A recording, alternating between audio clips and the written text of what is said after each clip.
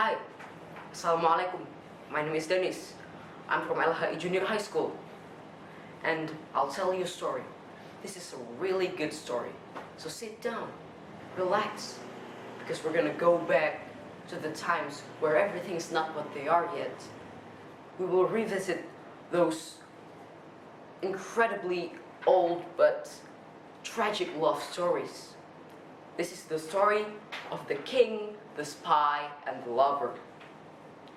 Long time ago, there lived a king called Panembahan Senopati, which is the king of the Mataram Islam kingdom. On the other hand, there was Ki Ageng Mangir, the rightful descendants to Majapahit and the ruler of Wanabaya, which at that time was actually claimed, Wanabaya was actually claimed by the Islamic Mataram kingdom. This doesn't really do a favor in the two kings' good relationship. But on the other hand, none of them wants any bloodshed. So the Mataram's king's advisor had an idea with this situation, okay? So they will send someone to spy on the enemy and destroy them from within, rather from the outside. So there's only one guy who can do the job right. Well, she's not really a guy.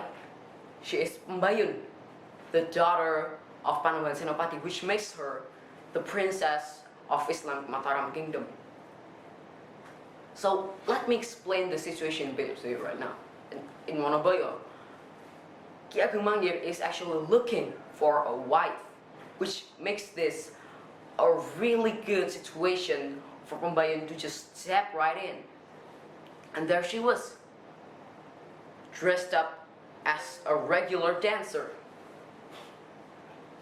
Now hear me out. She is a really good dancer. She came from the Mataram house, which makes her really an incredible dancer. When she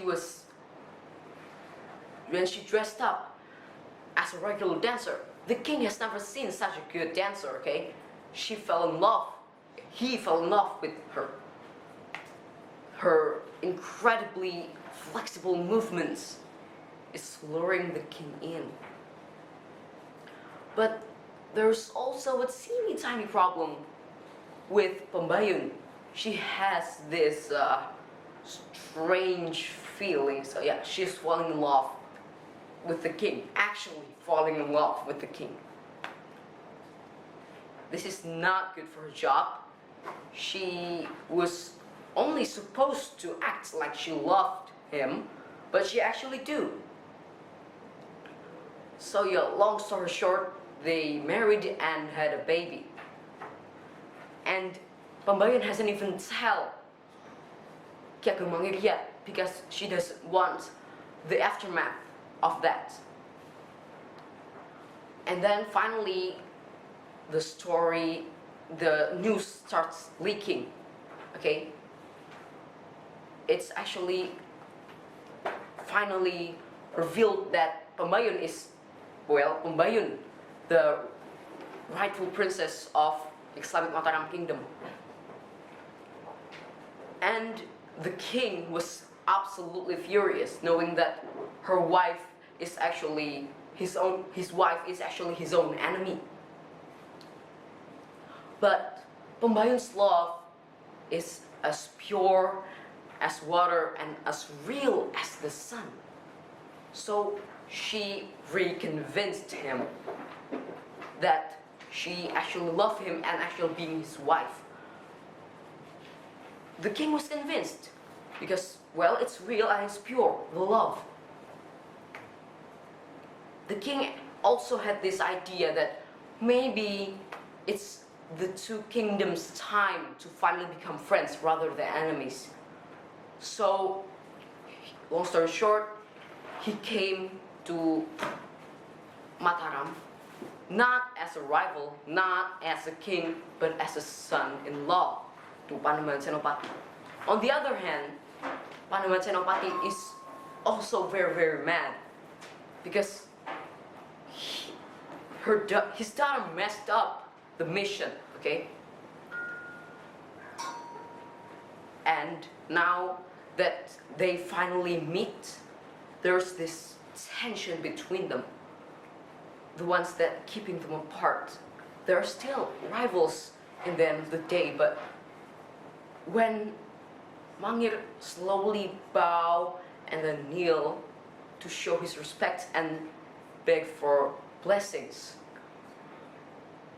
Panembahan Senopati had this little surprise for him. You see, in front of the throne, there's this odd-looking stone. In front of the throne, there's this odd-looking stone, which they say can see someone's supernatural strength. You can still actually see the stone, by the way. It's in Kota Gede. It's really cool. Check it out. So he bowed on the stone. His head was on top of the stone right here. What did Panembahan Senopati do? He smashed Ki Ageng Mangir's head with the stone. There's no better way to put that right there. He was dead.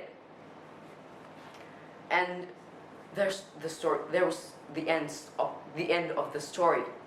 Okay. There's a lot that we can learn from this, such as peace and love is better than war. That's all I can give to you. I'll see you when I see you. Cheers. Assalamualaikum warahmatullahi wabarakatuh.